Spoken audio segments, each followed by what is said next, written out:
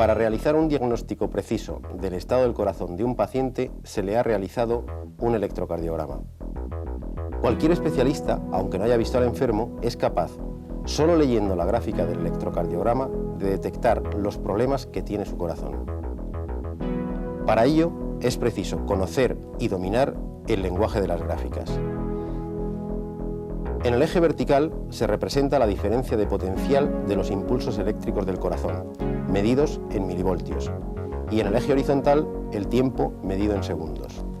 Mirando uno solo de los múltiples aspectos de estas gráficas, su periodicidad, podemos determinar si una persona tiene un ritmo cardíaco normal o si, como muchos atletas, tiene bradicardia, es decir, un número muy bajo de pulsaciones por minuto, o si padece taquicardias, un número muy elevado de pulsaciones. La ruptura de la periodicidad en los electrocardiogramas es el indicador de problemas más serios. Uno de estos problemas son las arritmias. La forma de la gráfica permite al médico detectar el origen y la localización del problema, e incluso su gravedad, haciendo posible realizar diagnósticos precisos. Las gráficas, en este caso, contribuyen a salvar muchas vidas. El lenguaje de las gráficas es, en la actualidad, el lenguaje más universal. Si echamos una ojeada a distintos periódicos de diversos países, encontraremos en todos ellos gráficas similares que nos informan de los temas más dispares. Incluso sin conocer el idioma en el que se da la información, cuando nos encontramos ante una gráfica no nos resulta complicado descifrar su mensaje. Las gráficas no se utilizan solo en matemáticas, las encontramos en campos tan poco afines como la economía, la sociología, la medicina, la física, la política y hasta en el deporte. ¿A qué se debe esta proliferación? Ante todo, una gráfica es capaz de ofrecer un gran volumen de información, tanto numérica como cualitativa, de una manera global, es decir, de un simple vistazo. Veamos esta pirámide de población de nuestro país. Utilizando muy pocos números, podemos extraer una gran cantidad de información sobre las características de la población española. En primer lugar, se observa, mirando la parte inferior de la gráfica, una fuerte caída de la tasa de natalidad en las últimas 2 décadas. Si miramos la parte superior, veremos que las mujeres españolas viven más años que los hombres. También podemos observar un descenso de la población entre 55 y 65 años achacable a la disminución de la natalidad durante la Guerra Civil. Esta otra pirámide representaría la población del año 2020 si se mantienen las tendencias actuales.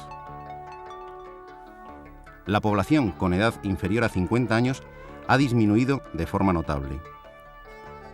En cambio, el número de personas de edad superior a 50 años es comparativamente mucho mayor. Pero sobre todo, las gráficas nos informan de una manera clara y sencilla del desarrollo de procesos dinámicos y de movimientos en el tiempo.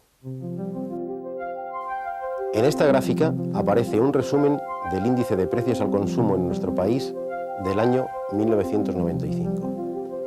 La gráfica nos brinda una información clara de la evolución del IPC, pero nos permite al mismo tiempo extrapolar resultados hacia el futuro, es decir, hacer previsiones analizando las tendencias globales de la gráfica.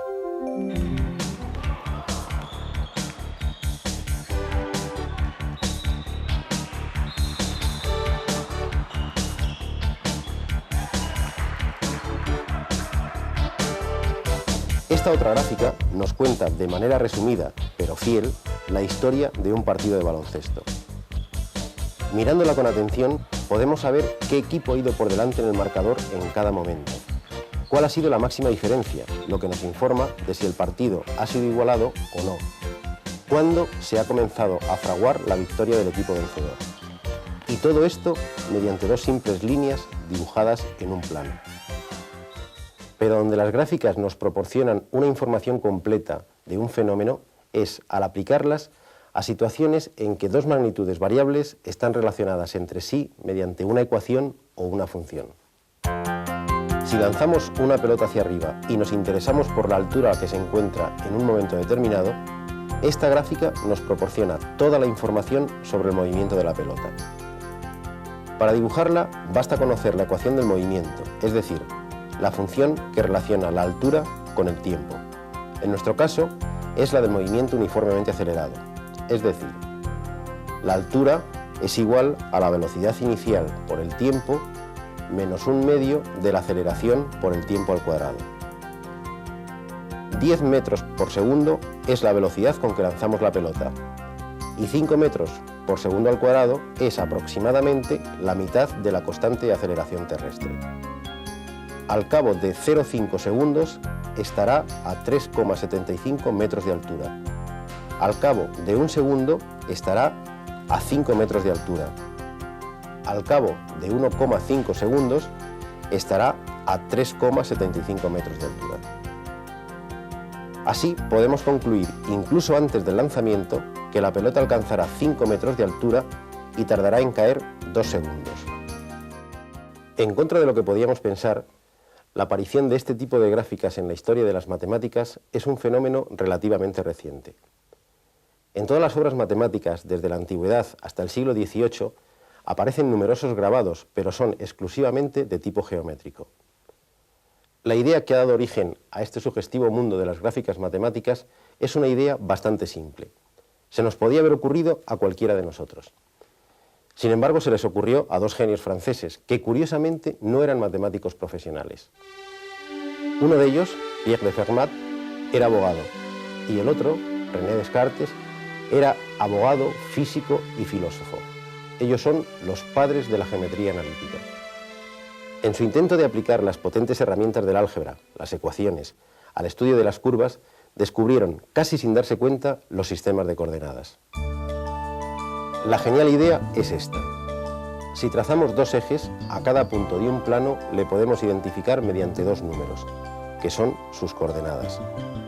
Si las dos coordenadas de una serie de puntos están relacionadas mediante una ecuación, entonces los puntos dibujan una línea, que puede ser recta, pero que en general será una curva. Por ejemplo, si x representa la primera coordenada e y la segunda de cada punto, y la ecuación que la relaciona es y igual a 2x más 3, para cada valor de x tendremos un valor de y. Si representamos los puntos que vamos obteniendo, tendremos esta línea recta. Si la ecuación es y igual a x al cuadrado menos 2x más 1, obtendremos esta curva que es una parábola. Esta circunferencia tiene por ecuación x al cuadrado más y cuadrado igual a 4. Esta elipse, x cuadrado partido por 4 más y cuadrado partido por 9 igual a 1. Es decir, con esta idea tan simple, cada curva tiene asociada una ecuación y viceversa. A partir de entonces, la geometría dejó de verse con los ojos de los griegos y comenzó a mirarse con los ojos de los números y de las ecuaciones. Había nacido la geometría analítica. Pero Fermat y Descartes contribuyeron a una auténtica revolución en la transmisión y el tratamiento de la información.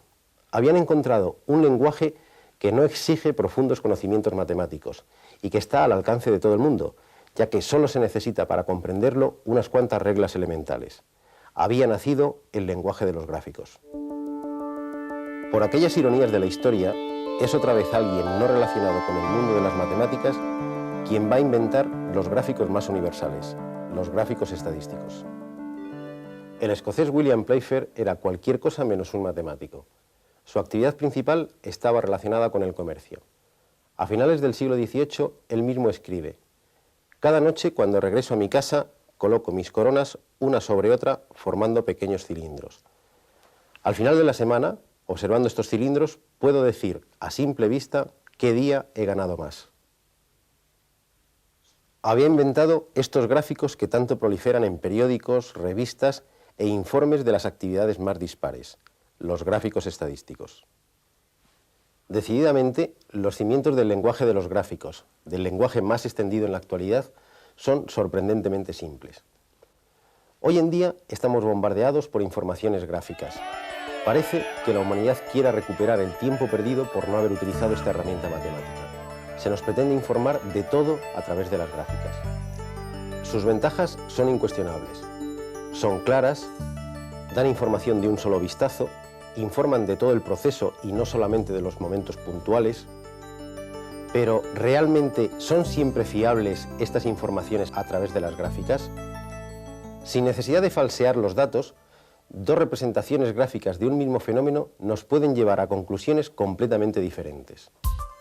Estos dos gráficos muestran la evolución del paro entre 1989 y 1994.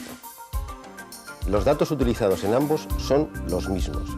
Sin embargo, la sensación que produce el segundo es que el porcentaje de paro ha aumentado de una manera mucho más alarmante que la que sugiere el primero. ¿A qué se debe este hecho? Observemos las escalas utilizadas en el eje vertical en ambos gráficos. En el primero comienza en el valor 0 y cada unidad representa 4 puntos de aumento. En el segundo comienza en 10 y cada unidad representa 2 puntos de aumento. Aunque los datos sean los mismos, las escalas son diferentes. La escala de la segunda gráfica es el doble de la primera. Esto provoca el efecto visual de que la segunda gráfica está estirada en sentido vertical. La idea del crecimiento del paro nos lo proporciona la mayor o menor inclinación de los segmentos de la gráfica, su pendiente.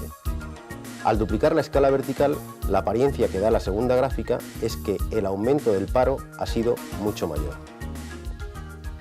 Como han podido comprobar en este ejemplo, a pesar de la apariencia de neutralidad y de objetividad del lenguaje de las gráficas, conviene estar atentos y prevenidos.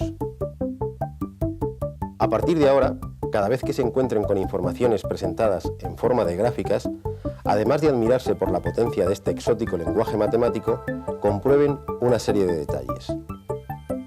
¿Qué se representa en cada eje? ¿Qué unidades se utilizan? ¿Cuál es el primer valor del eje vertical? ¿Qué escala se ha utilizado? Así, no solo estará bien informado, sino que se evitará alguna que otra interpretación sesgada o errónea. Ya saben, una buena visión matemática contribuye al desarrollo del espíritu crítico, o al menos hace más difícil los intentos de manipulación en la información.